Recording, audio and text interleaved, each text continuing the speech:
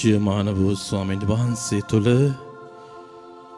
ආදරම්මේ තාත්තේ දුවේ පුතේ ජේසු ජීවමානව සුදු පූපයක් තුළ මේ ශුද්ධවන්ත වූ අල්තාරේ වැඩ සිටිනවා. ඔබට ජේසුව අත්දකින්නට මේ හෝරාවක් කරගන්න. ජේසුගේ ජීවිතය ඔබගේ ජීවිතයට මුසු කරගන්නට මේ හෝරාවක් කරගන්න. ඔබට මට පෞද්ගලිකව මේ ජේසුව අත්දකිමින් උන්වහන්සේව ඔබට මට අයිති කරගන්නට නැතිනම් මගේ ජීවිතය තුළ ඔබගේ ජීවිතය තුළ උන්වහන්සේ හැර තව කෙනෙක් නොමැති බව අදහ ගන්නට වරම් යදින්න. ගොඩක් පුද්ගලයෝ අපේ ජීවිතේ විවිධ තැන්වල විවිධ ස්ථානවල රජ කරමින් ඉන්නකොට ඔබගේ මගේ ජීවිතේ ජේසුට දීලා තියෙන තැන කුමක්ද කියලා සොයන මොහොතක් බවට පත් කරගන්න. ජේසු මේ මොහොතේදී ඔබට මට ආරාධනා කරන්නේ උන්වහන්සේව ඔබගේ මගේ ජීවිතේ ප්‍රධානම දේ බවටත් ප්‍රධානම තැනැන් වහන්සේ බවටත් අන්කිසි දෙයකටත් වඩා මිල කළ නොහැකි වස්තුවක් බවටත් අදහමින් ජීවත් වන්නටයි. ඒ අදහස් පෙරද ඇති කරගෙන සිතී තබාගෙන උන්වහන්සේගෙන්ම වදනින් අපි මෙසේ පෝෂණය වමු. ශුද්ධවර මාක්තුමාගේ සුවිශේෂයේ 8 වෙනි පරිච්ඡේදයේ 27 වෙනි වගන්තියේ සිට ජේසුස් වහන්සේද ශ්‍රාවකයෝද පිලිප්පි කයිසාරියේ ගම්වලට නික්ම ගියහ. මගදී උන්වහන්සේ කතා කරමින් මා කවරෙකු කියා මිනිසුන් කියද්දැයි ශ්‍රාවකයන්ගෙන් ඇසූසේක.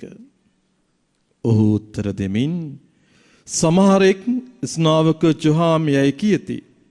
සමහරෙක් එලියා යයි කියති. අන් සමහරෙක් දිවසවරන්ගෙන් කෙනෙක් යයි කියති පැවසූහ.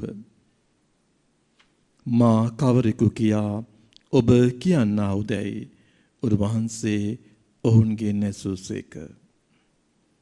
ඔබ ක්‍රිස්තුවරයා නොයයි පේදුරු පිළිතුරු දුන්නේය. උන්වහන්සේ ද තමන් ගැන කිසිවෙකුට නොකියන ලෙස ඔවුන්ට අනකලසේක.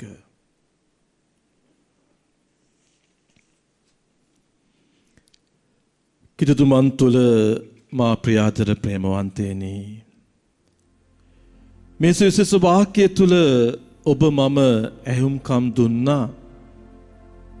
එදා ජේසු ගෝලයන්ගෙන් අහනවා මිනිසුන් මම කවුරු කියලා කියයිද? එතකොට මේ ගෝලයෝ ඒ ගෝලයන්ට ඇහිච්ච දේවල් එක්ක මිනිසුන් මේ ජීවමාන ස්වාමින් වහන්සේට කවුද කියලා කියන්නේ කියන දේ කියනවා. සමහරෙක් ස්නාවක ජොහාම් කියලා කියනවා. සමහරෙක් එලියා කියලා කියනවා. තවත් සමහරු කියන ඔබ දිවසවරයන්ගෙන් කෙනෙක් නැවත ඉපදිලා ඇවිල්ලා ඉන්නවා කියලා. ඒ මිනිස්සු කියන දේ. එතකොට ජේසු කෙලින්ම මේ තමත් එක්ක වසර ගානක් ජීවත් වුණු, තමන්ත් එක්ක දුක සැප බෙදාගෙන ජීවත් වුණු ගෝලයන්ගෙන් අහනවා ඔබට මා පෞද්ගලිකව කවුද? නැතිනම් ඔබගේ ජීවිතේට මම කවුද? පේදුරු ශුද්ධාත්මයන් වහන්සේගෙන් පූර්ණ උත්තර දෙනවා ඔබ ඒ ක්‍රිස්තුවරයාණෝ. ඔබයි අපගේ ගැලවුම් කරුවාණන් වහන්සේ. ආදරම් මේ තාත්තේ දුවේ පුතේ. ඔබට මේ ජේසු කවුද? සුළු මොහොතක් හිතලා බලන්න. ඔබගේ ජීවිතේට මේ ජේසු ඇත්තෙන්ම කවුද? ජේසු අද ඔබගෙන් ඇහැවොත් එහෙම ආදරම් මේ තාත්තේ දුවේ පුතේ මම ඔබට කවුද? නැතිනම් ඔබ මාව කොහොමද අත්දකින්නේ කියලා ඔබට මොකද්ද දෙන්නට තියෙන පිළිතුර? වර්තමාන සමාජය තුළ මේ කොරෝනා වසංගතයත් එක්ක පොරබදිමින් ජීවත් වෙන ඔබ, ආර්ථික ප්‍රශ්න වලින් මිරිකලා ජීවත් වෙන ඔබ කොහොමද මේ ජේසුව ඔබගේ ජීවිතයට අයිති කරගන්නේ? ඔබට කොයි ආකාරයෙන්ද මේ ජීවමාන ස්වාමීන් වහන්සේව ඔබගේ ජීවිතේ වටිනා වස්තුවක් බව වැටහෙන්නේ? ඔබ උන්වහන්සේව අයිති කරගෙන දින්නේ. සමහරක් වෙලාවට මේ ප්‍රශ්නේ ඔබකින් නැහැවොත් සමහරක් අය කියයි ෆාදර් ජේසු මට මිතුරෙක්. නැතිනම් ෆාදර් ජේසු මට ගැලවුම්කාරයෙක්. ජේසු මට සිතන පතන දේ ලබා දෙන කෙනෙක්. ජේසු මට තනි වෙච්ච වෙලාවේදී ඒ තනිකම දුරලන්නට මාගාව ළඟින්ම ඉන්න සෙනෙහවන්ත පියෙක්. අසරණ වෙච්ච මොහොතක මට සැනසීම දුන්නු සැනසිලි දායකයන්න් වහන්සේ. රෝගී වෙලා ඉච්ච මට ඒ රෝගයෙන් සුවය ලබා ගන්නට මාව ස්පර්ශ කරපු දිව්‍ය වෛද්‍යවරයාණෝ. ඔබට මේ වගේ අත්දැකීමක් තියෙනවද? ජේසු පෞද්ගලිකවම ඔබ අයිති කරගෙන දින්නේ. එදා පේදුරු නම් කිව්වා ඔබ ක්‍රිස්තුවරයාණෝ, ජීවමාන ස්වාමින් වහන්සේගේ පුත්‍රයාණෝ කියලා. ඔබට මට ඒ ආකාරයෙන් ජේසුව ආමන්ත්‍රණය කරන්න පුළුවන් වදනක් තියෙනවද? ආදරම් මේ තාත්තේ දුවේ පුතේ, අයිති කරගන්න මේ ජේසු ඔබගේ ජීවිතේට. ඔබගේ අත්දැකීම් එක්ක ජේසු ඔබ අයිති කරගන්න ආකාරය වෙනස් වෙන්නට පුළුවන්. සමහරක් අය ජේසුව ගැලවුම්කාරයෙක් ලෙස අත්දකින්නට පුළුවන්. සමහරක් අය මේ ජේසුව අපිට මිදීම ලබා දුන්නු මිදුම් කරුවාණන් ලෙස අත්දකින්නට පුළුවන්. සමහරක් අය ගොඩාක් ආදරය කරන ආදරවන්තයෙක් ලෙස අත්දකින්නට පුළුවන්. එඬේරෙක් ලෙස අත්දකින්නට පුළුවන්. ඒ කෙසේ වෙතත් ඒ ඔබගේ පෞද්ගලික අත්දැකීම තුළ වැදගත් වෙන්නේ ජේසුව මගේ ජීවිතයට, ඔබේ ජීවිතයට සම්පූර්ණයෙන්ම අයිති කර ගැනීමයි.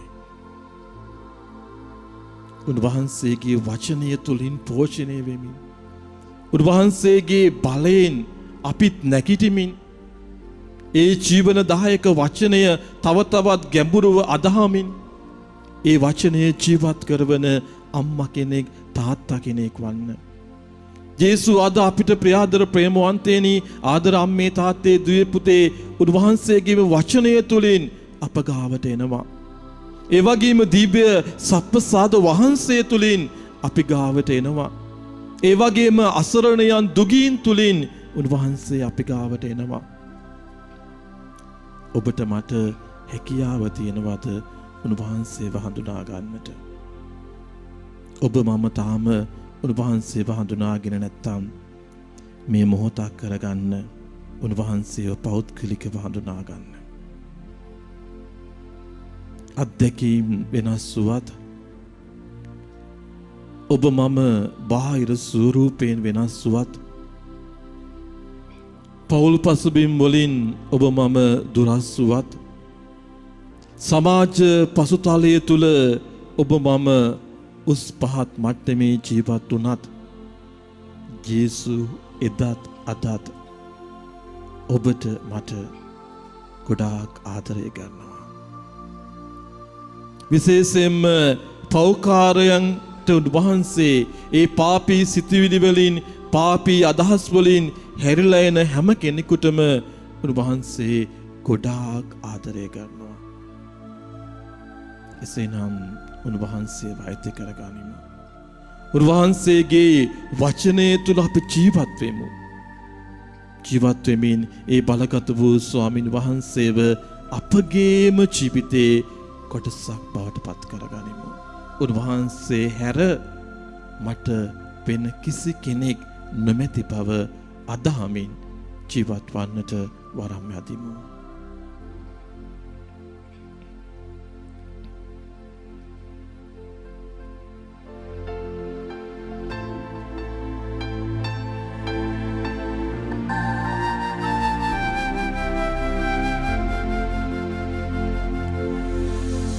සමිඳුනි ඔබ ඇරදා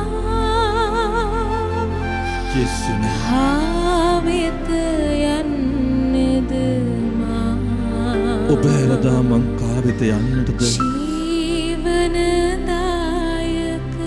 වචනේ ඔබ තමා මගේ ජීවිතේ එකම බලාපොරොත්තුව ඔබයි මගේ එකම ශක්තිය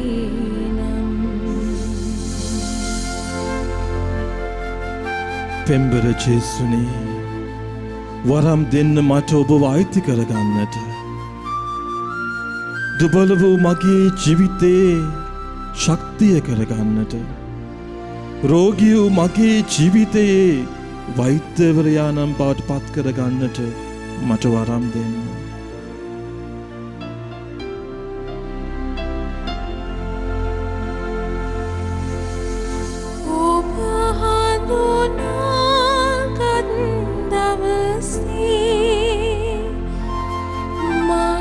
සිත ඔබ තුළ රැඳුනේ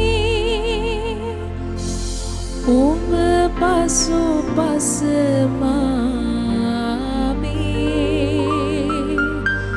මගේ ජීවිතය සොයා ජීවමාන සමිදී සමිඳුනි ඔබ ඇරදා ජේසුනේ කාවෙත යන්නද මා ඔබයි මගේ එකම ගැලුම් කරුවාන ජීවනදායක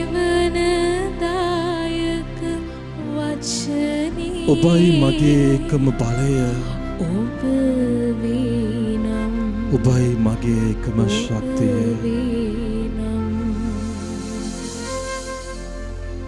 පියාණනේ වරම් දෙන්න මට ඔබත් එක්ක ජීවත් වන්නට ඔබ මගේ ජීවිතේම කොටසක් ලෙස අයිති කරගෙන ඔබ වහන්සේ දෙසූ වදම් ඔස්සේ ජීවත් වන්නට බලය දෙන්න ශක්තිය දෙන්න ස්වාමිනී. ඔබ හට සියල්ල මගේ සැනසීමද එවේ දුබලකමින් මා මිදුවේ මට සෙනෙහස පිදුවේ ජීවමාන සමිදී සමිඳුනි ඔබ ඇරදා ස්වාමිනී කාවෙත යන්නද ස්පර්ශ කරන්න ස්වාමිනී මාව ජීවනදායක වචනේ දුබල මාව ස්පර්ශ කරන්න ස්වාමිනී ඔබගේ බලයෙන් ඔබගේ ශක්තියෙන්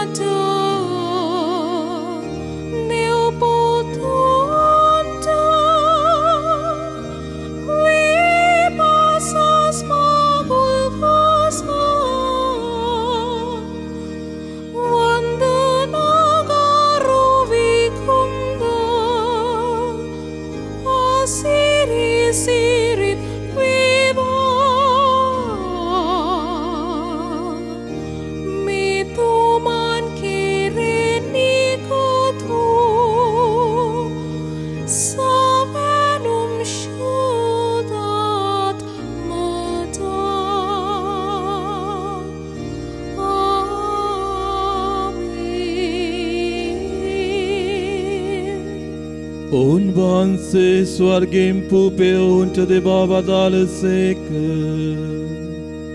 සෑම ප්‍රබෝධයක් මේ අඩංගුවේ ඇත්තේක. යාඥා කරම්හ.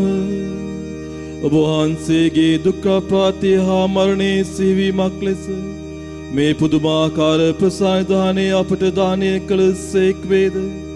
ඔබ වහන්සේගේ ගැලීමේ ඵල අප සිතර නිතර දැනෙන ආකාරයෙන් ඔබ වහන්සේගේ ශ්‍රී ශරීරයට හා ශ්‍රී රුධිරයට නිසි ගෞරවයෙන් වන්දනාචාර කිරීමටද ඔබ වහන්සේගේ රාජ්‍යයේ සාමය අත්දැකීමටද අපට වරම් දුන මැනව. ඔබ වහන්සේ සදාටම වැජබෙන සේක රජකම් කරන සේක.